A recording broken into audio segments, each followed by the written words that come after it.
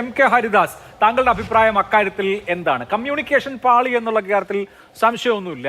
സാധാരണ നിലയിൽ ഉള്ളതിനേക്കാളും പ്രതിരോധത്തിലായിരുന്നു മുഖ്യമന്ത്രി ഇന്ന് സംസാരിച്ചപ്പോൾ.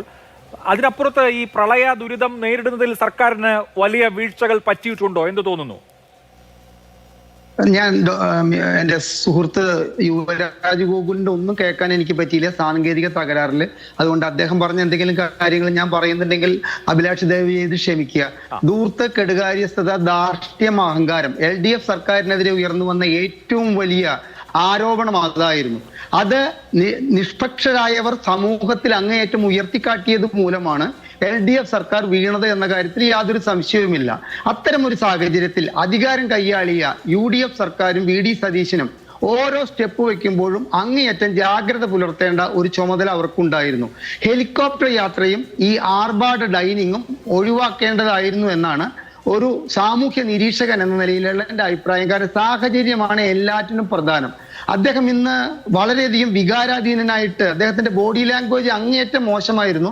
ഇന്നത്തെ പത്രസമ്മേളനത്തിൽ ഞാൻ ഊണ് കഴിക്കാതിരിക്കണം ആയിരുന്നു എന്നൊക്കെ ചോദിച്ചാൽ അതൊന്നും കേരളത്തിലെ ജനങ്ങൾ പറഞ്ഞിട്ടില്ല. അദ്ദേഹം കാണാൻ പോയത് ഹരിദാസ് എന്ന് പറയുന്ന എനിക്ക് അങ്ങേയറ്റം അറിവുള്ള എൻ്റെ നാട്ടിലൊരു നേതാവാണ്. കോൺഗ്രസിന് വേണ്ടി അങ്ങേയറ്റം ത്യാഗം സഹിച്ചിട്ടുള്ള ഒരു നേതാവാണ്. ആ നേതാവിന്റെ വീട്ടിൽ നിന്ന് അദ്ദേഹം ഒരില ഇട്ടൊരു ഊണ് കഴിച്ചു വെച്ച് കഴിഞ്ഞാൽ ഇത്തരത്തിലൊരു ആരോപണം ഉന്നയിക്കാൻ കേരളത്തിലെ ഇടതുപക്ഷമോ അല്ലെങ്കിൽ അതിനോടനുബന്ധിച്ചിട്ടുള്ള മറ്റാരും തയ്യാറാവില്ല. അതായിരുന്നില്ല. അദ്ദേഹം 3 മണിക്കാണ് ഊണ് കഴിച്ചത്. പ്രളയം നടക്കുമ്പോൾ ഊണ് കഴിക്കാൻ പാടില്ല എന്ന് ഞാൻ അറിഞ്ഞിരുന്നില്ല. അതൊക്കെ അനാവശ്യമായിട്ടുള്ള കമന്റുകളാണ് അഭിലാഷ്, യാതൊരു സംശയവുമില്ല. അദ്ദേഹത്തിന്റെ നമ്മൾ പറഞ്ഞില്ല, അദ്ദേഹത്തിൽ നിന്ന് നമ്മൾ പ്രതീക്ഷിക്കുന്ന ഒരു ഭരണശൈലി ഉണ്ടായിരുന്നു.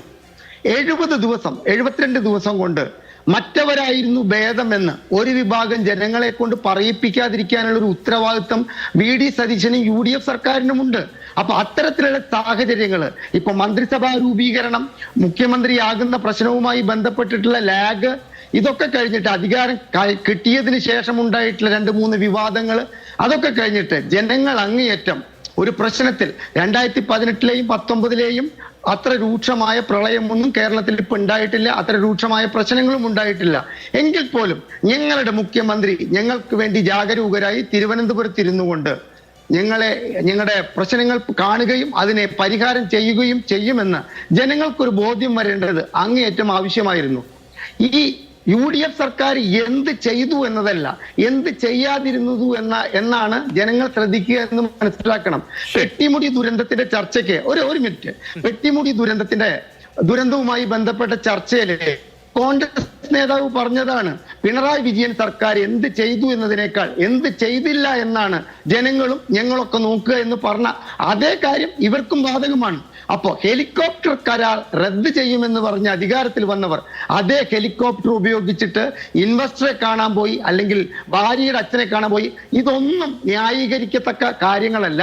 ഈ ചെയ്തതിനോടൊന്നും തന്നെ സാധാരണക്കാരായ ജനങ്ങൾക്ക് ഇതൊക്കെ VD സതീശൻ എന്ന് പറയുന്ന മുഖ്യമന്ത്രി നല്ല കാര്യങ്ങളാണ് ചെയ്തതെന്ന് പറയിപ്പിക്കത്തക്ക തോതിലുള്ള കാര്യങ്ങളല്ല എന്നാണ് എനിക്ക് പറയാനുള്ളത്.